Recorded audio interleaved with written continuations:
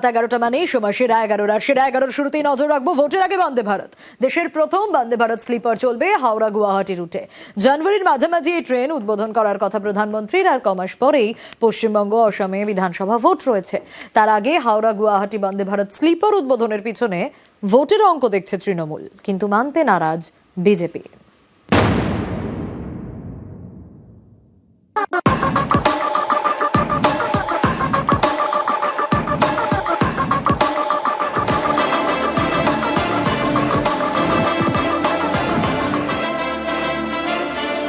करीब करीब अगले 15 से 20 दिन में इसका फर्स्ट ट्रेन का इनॉग्रेशन चालू हो जाएगा। मोस्टली आप समझो 17 या 18 तारीख अगले 6 महीने के अंदर अंदर बन के आ जाएंगी।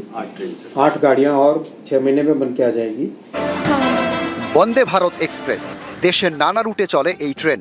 সব ট্রেনেই বসে যাওয়ার ব্যবস্থা। এবার দেশের প্রথম বন্দে ভারত স্লিপার চালু হচ্ছে। প্রথম ট্রেনটি চলবে হাওড়া গুয়াহাটি রুটে। এ মাসে উদ্বোধন করার কথা প্রধানমন্ত্রীর।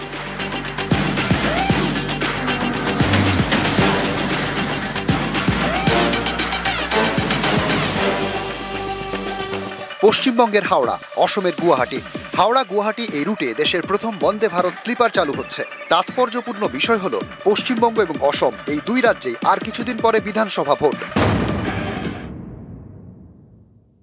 এগুলো তো সব একটু ভোটমুখী, কিন্তু এগুলো আরো অনেক আগে হওয়া উচিত। রেলমন্ত্রী হিসেবে মমতা বন্দ্যোপাধ্যায় 2 দফায় বাংলাকে যা দিয়ে গেছেন তার তুলনায় এগুলো কিছু হবে না।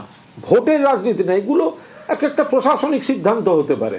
শুধু বাংলার মধ্যে নয়, আবার সারা দেশের বিভিন্ন প্রান্তের সঙ্গে সংযোগ স্থাপন, রেল বিপ্লব করে গেছেন মমতা বন্দ্যোপাধ্যায়। এরা তো সেটাও ধরে রাখতে পারে না। বন্দে ভারত তো নতুন হচ্ছে না, শুরু হয়ে গেছিল গত লোকসভার আগে থেকে, এখনো চলছে। আর সরকার কথা দিয়েছিল বন্দে ভারত স্লিপারও আসবে, তো অমৃত ভারত স্লিপার চলছে। আমার মনে হয় নতুন টেকনোলজিতে সময় কম লাগবে, কমফোর্ট বেশি লোক চাইছে, তো সেজন্য বাংলা আসাম দিয়ে শুরু হচ্ছে। সারা দেশেই হচ্ছে, আগেও হয়েছে, আগামী দিনেও হবে। माननीय प्रधानमंत्री जी ने पूर्वोदय का कॉन्सेप्ट दिया है। देश के हर क्षेत्र में डेवलपमेंट हो। आप पुराने समय की अगर बातें करो, शताब्दी राजधानी वगैरह, तो केवल नॉर्थ और वेस्ट और साउथ इस तरह से सोचा जाता था। प्रधानमंत्री जी ने उस सोच को पूरा का पूरा ट्रांसफॉर्म किया कि हमें ईस्ट के बारे में, ईस्टर्न सेक्टर के बारे में और नॉर्थ ईस्ट के बारे में वैसे ही सोचना चाहिए जैसा हम बाकी देश के क्षेत्रों के बारे में सोचते हैं। तो बहुत सोच समझ के ये किया गया है, ईस्टर्न सेक्टर से चालू किया। বন্দে ভারত স্লিপার ঝাঁ চকচকে ট্রেন, সর্বোচ্চ গতিবেগ ঘন্টায় 180 কিলোমিটার।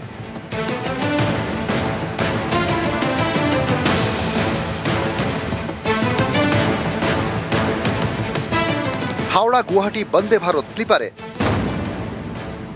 সিট 823টি, কামরা 16টি। এর মধ্যে এসি 3 টিয়ার 11টি, এসি 2 টিয়ার 4টি, এসি ফার্স্ট ক্লাস 1টি।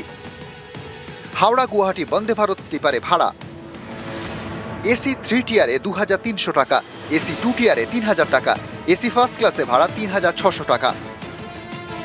হাওড়া গুয়াহাটির মধ্যে 7টি স্টেশনে থামবে বন্দে ভারত স্লিপার।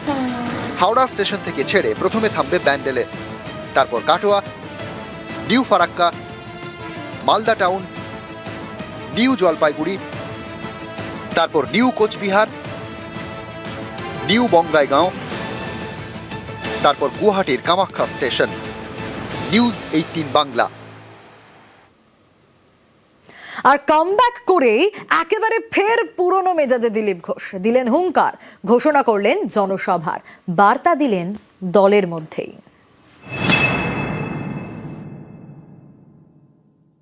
আমার পার্টির তলার কর্মীরা তারা আমাকে কখনো বিক্ষোভ দেখায়নি কোথাও। বিশেষ পরিস্থিতিতে কিছু লোক বাইরে থেকে এসে তারা ওই কালচারে বিশ্বাস, গো ব্যাক, কালো পতাকা, কখন কাকে দেখাতে হয় তারা ভুলে যায়, অভ্যাসটা রয়ে গেছে। সেরকম কিছু লোক করেছে, টিএমসি লোকের আমার চিরদিন দেখাতো, সেখান থেকে কিছু লোক ঢুকে পড়েছে, তাদের সেই অভ্যাস রয়ে গেছে। তো তারা ঠিক করবে বিজেপির কালচার মেনে নেবে, এখানে থাকবে কি থাকবে না, কোথায় যাবে, তাদের সমস্যা। দিলীপ ঘোষের এটা কোনো সমস্যা নয়। কারো নাম না বললেও দিলীপ ঘোষ আসলে কাকে নিশানা করলেন সেটা তার এই মন্তব্যে স্পষ্ট বলেই অনেকের মত। আদি অনন্ত বলে কিছু নাই। আমি 10 বছর আগে এসেছি, কেউ 12 বছর আগে এসছে, কেউ 8 বছর 7 বছর আগে এসছে। কে আদি কে অনন্ত? পার্টি চলতে থাকলে লোক আসতে থাকবে, চলেও যায় কিছু কিছু লোক, এটা আমরা দেখছি। বাংলার ভোটের রাজনীতিতে বিজেপির বড়সড় উত্থান 2019-এ, সেই সঙ্গে পাল্লা দিয়ে পদ্মের ঘরে বেড়েছে আদিনব্বর দ্বন্দ্ব। বারবার শীর্ষ নেতৃত্বের তরফে বার্তা দেওয়া হয়েছে, নির্দেশ দেওয়া হয়েছে একজোট হয়ে লড়াই করার। তারপরেও পরিস্থিতি বদলায়নি। 21-এর পরে দলের অন্দরে ক্রমেই কোণঠাসা হয়েছেন দিলীপ ঘোষ। পদ গেছে, দাপট কমেছে। গত বছর দীঘার জগন্নাথ মন্দিরের উদ্বোধনে যান দিলীপ। তারপর বিজেপি কর্মীদেরই একাংশের রোষের মুখে পড়তে হয় দিলীপ অনুগামীদের।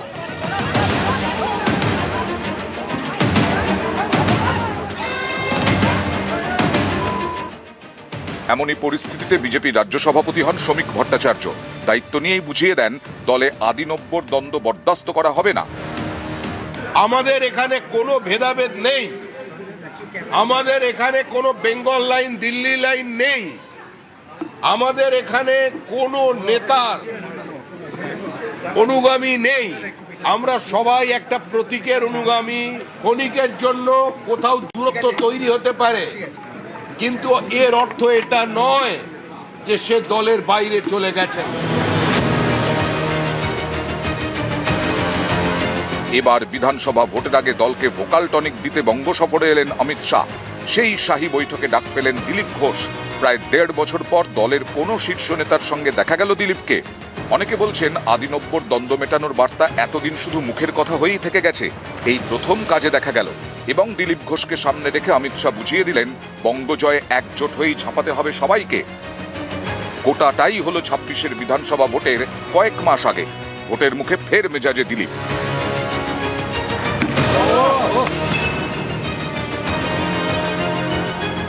লড়াইটা এবার একটু অন্য আঙ্গিকে হবে। যেমন যুদ্ধ হবে তেমন হাতিয়ার লাগে। আজকাল যুদ্ধের পদ্ধতিও পাল্টে গেছে। পাকিস্তানে আমরা পা রাখলাম না, কিন্তু এয়ারপোর্টই গুঁড়িয়ে দিলাম। যুদ্ধ তো অনেক প্রকার হয়, আর প্রত্যেকবার বিজেপির স্ট্র্যাটেজিও আলাদা হয়। ময়দানে ফিরেছেন, মেজাজে ফিরেছেন। বৃহস্পতিবার সল্টলেকের পার্টি অফিসে গিয়ে বৈঠক করেন দিলীপ। কামব্যাকের পর 13ই জানুয়ারি জনসভায় দিলীপ ঘোষ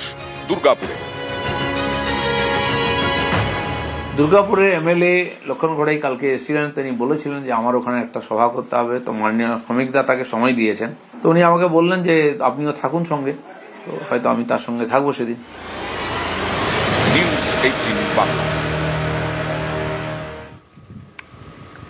লোকসভা আসন বদল আর তারপর হার, এরপর থেকেই দলে যেন কোণঠাসা দিলীপ ঘোষ।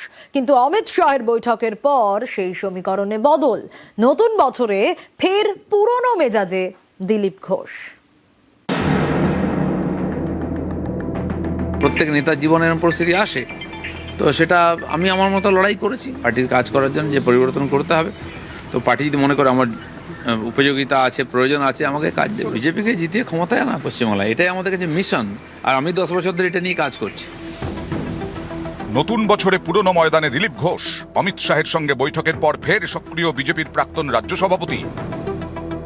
গত কয়েক বছরে বঙ্গ রাজনীতির ক্যানভাসে বারবারই ভেসে উঠেছে অভিমানী দিলীপের ছবি। 2024-এর লোকসভা নির্বাচনে আসন বদল করা হয় দিলীপের। মেদিনীপুরের সাংসদকে দাঁড় করানো হয় বর্ধমান দুর্গাপুরে, সেখানে হেরে যান দিলীপ। বঙ্গে লোকসভা আসনও 24-এ কমে যায় বিজেপির। এরপরই দলীয় সিদ্ধান্তের বিরুদ্ধে প্রকাশ্যে অসন্তোষ প্রকাশ করেন দিলীপ ঘোষ।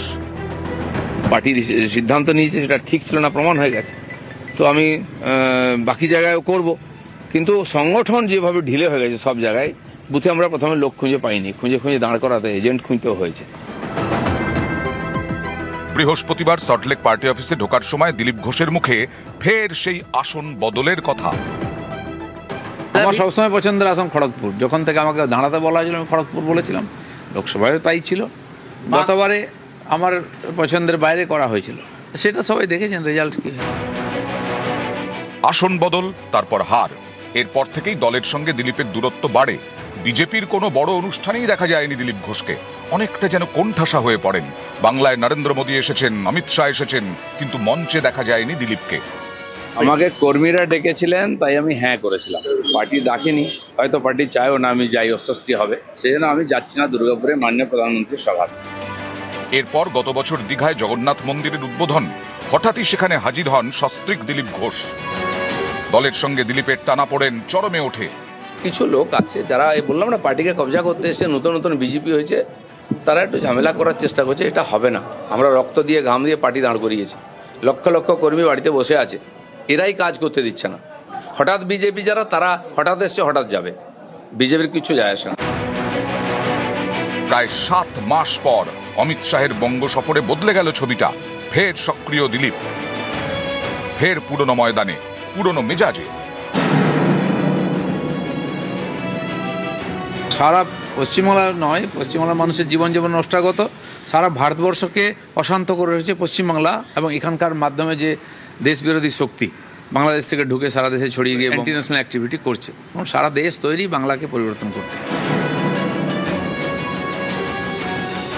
অসম্ভব কি আছে পৃথিবীতে? রাজনীতির পরিবর্তন 1 মাসের মধ্যে হয়ে যাবে। বিজেপিকে জিতিয়ে ক্ষমতায় আনা পশ্চিমবাংলায়, এটাই আমাদের কাছে মিশন, আর আমি 10 বছর ধরে এটা নিয়ে কাজ করছি। নিউজ 18 বাংলা। আর টার্গেট 26, পথে নামছেন অভিষেক বন্দ্যোপাধ্যায়। একেবারে কাল থেকেই ভোট প্রচারে অভিষেক। 24-এর আগে অভিষেকের নবজোয়ার যাত্রা দেখা গিয়েছিল, আর এবার 26-এর লক্ষ্যে আবার জিতবে বাংলা। একের পর এক ঠাসা কর্মসূচি শুরু হচ্ছে অভিষেক বন্দ্যোপাধ্যায়ের। আগামীকাল বারুইপুরে, শনিবার রয়েছে আলিপুরদুয়ারে সভা।